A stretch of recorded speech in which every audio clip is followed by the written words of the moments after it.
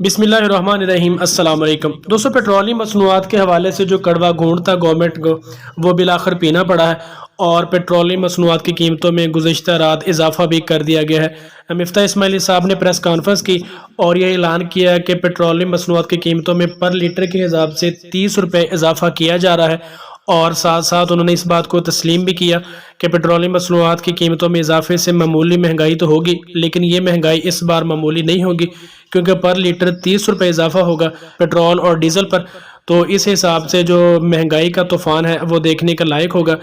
लेकिन इस बात का पेट्रोलियम मसनूआत की कीमतों में इजाफे के साथ साथ उन्होंने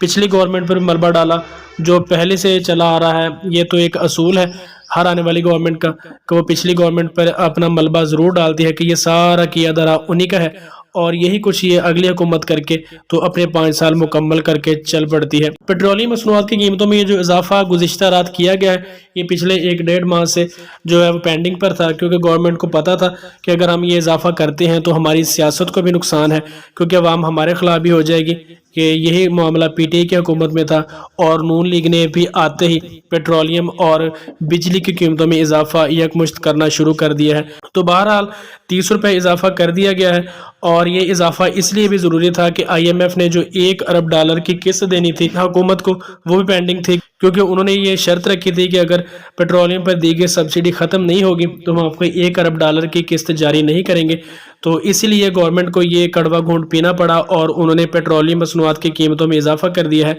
और उम्मीद है कि अब $1 अरब की किस्त भी जो है वो बहुत जल्द IMF की तरफ से दे दी जाएगी और पाकिस्तान के जो हालात हैं वो मामूल पर आना शुरू हो जाएंगे। तो बहरहाल महंगाई तो जो की तू ही है, बल्कि एक मरतबा फिर इजाफा होगा और गरीब की जो सूरत हाल है वो वहीं की वहीं है। ये ना तो पिछली हुकूमत में बदली थी और लग यही रहा है कि आइंदा हुकूमत में भी ये मामला इसी तरह चलेंगे और आगे तक ये पेट्रोलियम मसनूआत कहाँ तक जाती है क्योंकि IMF से जब भी कर्जा लेना पड़ा तो महंगाई करनी पड़ेगी। तो देखते हैं कि यह हुकूमत कहाँ तक ये महंगाई करती है, पेट्रोलियम मसनूआत कहाँ तक जाती हैं और इसके अलावा महंगाई का तूफ़ान कहाँ जाकर थमता है। तो ये तो आने वाला वक्त ही बताएगा।